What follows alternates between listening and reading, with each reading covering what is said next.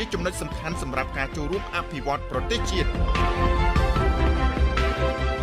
ស្ថានភាពសេដ្ឋកិច្ចរបស់កម្ពុជាកំពុងឈានឆ្ពោះទៅមុខនៅលើកម្រិតវិជ្ជមានមួយគួរឲ្យកត់សម្គាល់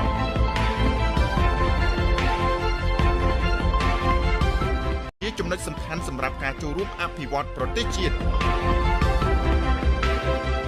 ស្ថានភាពសេដ្ឋកិច្ចរបស់កម្ពុជាកំពុងឈានឆ្ពោះទៅមុខនៅលើកម្រិតវិជ្ជមានមួយគួរឲ្យកត់សម្គាល់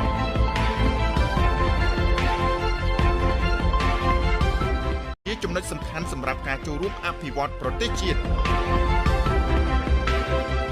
ស្ថានភាពសេដ្ឋកិច្ចរបស់កម្ពុជាកំពុងឈានឆ្ពោះទៅមុខនៅលើកម្រិតវិជ្ជមានមួយគួរឲ្យកត់សម្គាល់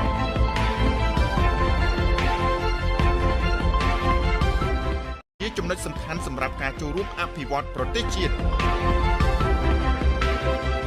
ស្ថានភាពសេដ្ឋកិច្ច